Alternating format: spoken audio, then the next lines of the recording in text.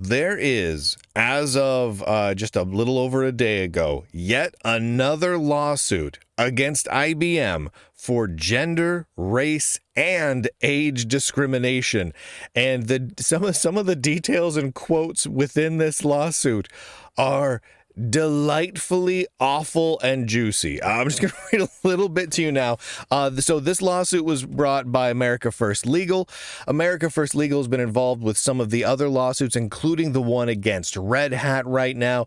And these are all basically the same general thing. IBM and their subsidiary companies like Red Hat engaging in discrimination against men and against white people, especially white men, because there's such easy cases at this point, and so it's so ridiculous because, and I'm just going to point this out, there's so much leaked material that came out of both IBM and Red Hat, where literally both the CEO of IBM and the CEO of Red Hat confirmed on camera, yeah, we totally discriminate. I mean, I'm paraphrasing here, but yeah, we have specific quotas that we want to hire certain percentages of people from certain ethnicities based on their skin color, and yeah, we totally tie hiring and firing practices to that, and yeah, we're definitely going to reward employees who hire less white people. They even had anti-white training. They had a badge program where you get literally like a gamified reward if you were extra anti-white. That's an absolutely real thing. What did they call that here? They called that the allyship, right? So they had an allyship program. It's absolutely insane. Absolutely insane. But back to this lawsuit. This lawsuit is brought by one John Loeffler in conjunction with America First Legal, and I believe there's one other lawyer involved with that. I don't have that in front of me here. Against IBM International Business Machines Corporation, and there's a quote in here which is absolutely ridiculous. Oh man, I want to make sure I get this quote in here. But so essentially they're on a call, right? They're on a web meeting call, and someone from IBM leadership says, quote, "Look at all the black and brown faces on this call," and referring to, I think, someone who hired those people. "If he keeps it up, he can expect a long career at IBM and lots of bonuses." End quote. I mean, holy heavens, are you kidding me here? Here we go. With J.W. Howard attorneys, AFL filed a lawsuit on behalf of John Loeffler, a high-performing technical seller for IBM's cloud platform who spent nearly a decade delivering results.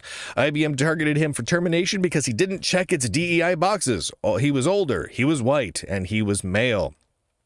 Mr. Loeffler, a 64-year-old white male, he worked for IBM for 9 years, frequently receiving positive reviews for his success. IBM terminated Loeffler despite his record of top performing technical seller because he is an older white male. Despite his long-standing high performance, his newly assigned manager, Eric Castillo, placed Mr. Loeffler on an intentionally unachievable performance improvement plan. That does always seem to be the way.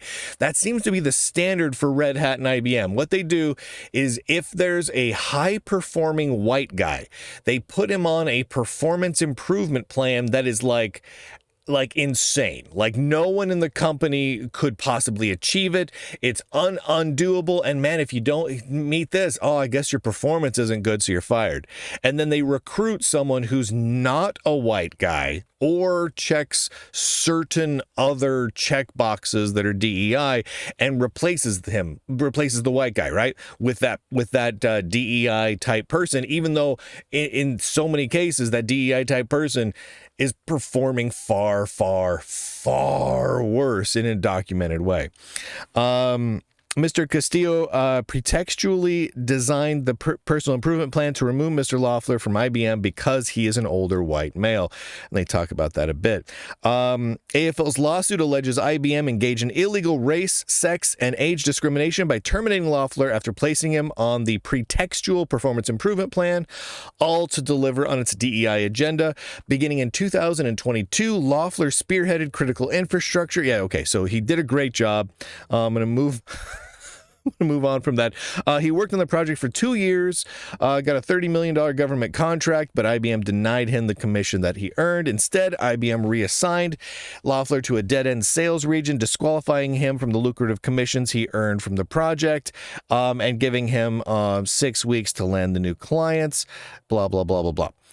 So IBM's setup was deliberate. They denied his earned commissions. They reassigned him to an unworkable region. They imposed an impossible deadline, placed him on a performance improvement plan, and terminated him for not having commissions.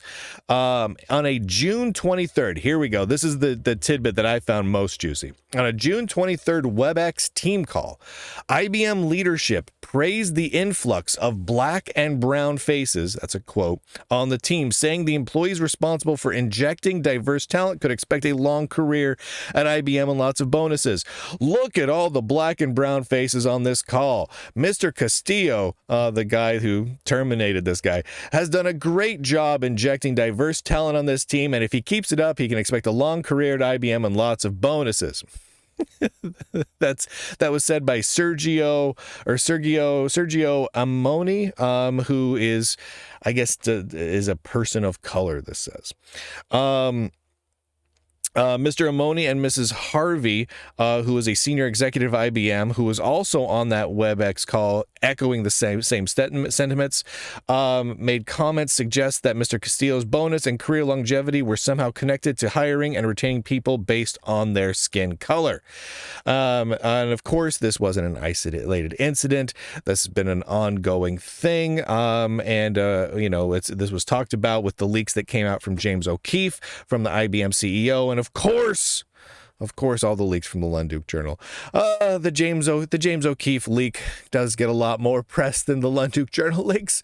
It's okay. It's okay, guys. I'm tough. I can take it. You don't gotta quote me. It's okay. I mean, there's pages and pages of Lunduke Journal leaks, but it's okay. It's okay. No, it's all good. I'm really happy to see this all happening. And then the AFL, the America First League, will point out this is the third lawsuit against IBM for discrimination. Which includes Randall Dill v. IBM, which is going forward. Last I saw, that one was going forward, as well as Wood v. Red Hat. Now, last I saw, the Wood v. Red Hat suit was sitting stagnant. I need to follow up on that one again, but it does seem like it's sitting stagnant right now. So here we are. So what are we up to? This is 4 total suits. If you include the Attorney General from Missouri's lawsuit, which was dismissed by a Biden appointee judge without it giving a reason. Literally, the judge dismissed the lawsuit brought by the Attorney General of a state against a company who does business in the state, and no reason was given for the dismissal. So the Attorney General of Missouri is appealing that. We will see what the result of that appeal is. And then we've got these 3 other lawsuits going on right now that are for employees against IBM or against Red Hat. And you love to see it. IBM has been making changes within their corporation right now, in large part because of the lawsuits that have occurred up until now. When these slam dunk lawsuits get brought against them, and when I say slam dunk, I recognize that all depends on the judge or the jury that they get. But there's so much evidence that IBM was engaging in discriminatory practices. We have their CEOs and their executives on video basically saying, yeehaw, breaking the law, right? I mean, it's, again, paraphrasing, but it's very, very blatant. And we have emails and Slack conversations and PowerPoint presentations and on and on and on, and their own published websites and PDFs. It's crazy how much material there is where they flat out say, we hate the white people, we want to hire less white people, let's fire the whitey, right? I mean, basically, that's what they're saying. And so coming at them right now, it seems like it's as close to a slam dunk as you're going to get around this sort of thing. And IBM doesn't want that, right? The more of these lawsuits come out, it's going to encourage more lawsuits because there's so many employees that were impacted by this. I know of dozens of Red Hat employees that have confided in the Lunduke Journal that they were impacted by this. Now, again, though, people are very concerned about waging lawsuits against them. So like in the case of Red Hat, even though it may seem like a slam dunk case, that doesn't mean that the companies, Red Hat and IBM, can't drag this sucker out for years. Right? And make it so that anyone who wants to come against them will cost them huge amounts of money in the meantime, even if ultimately they're going to win. Even if they're feeling real sure they're going to win against Red Hat or IBM. If it goes on that long and they don't have enough money in the bank to ride out that period of time, they can't take the risk. I mean, that's really the position that people are in right now. And it's impacting a lot of programmers and other people in the IT world where they don't want to get blacklisted. They don't want to lose their job, which they have, in some cases, have spent decades at with their friends and their retirement and everything based around it. And so they're just upset. They're going with it, and they're just going to ride it out until such time as they're either retired or it just like they get grouped into a giant class action case or something.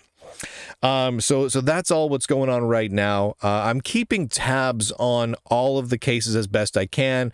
I need to dig up a few things on a couple of them that are still going on.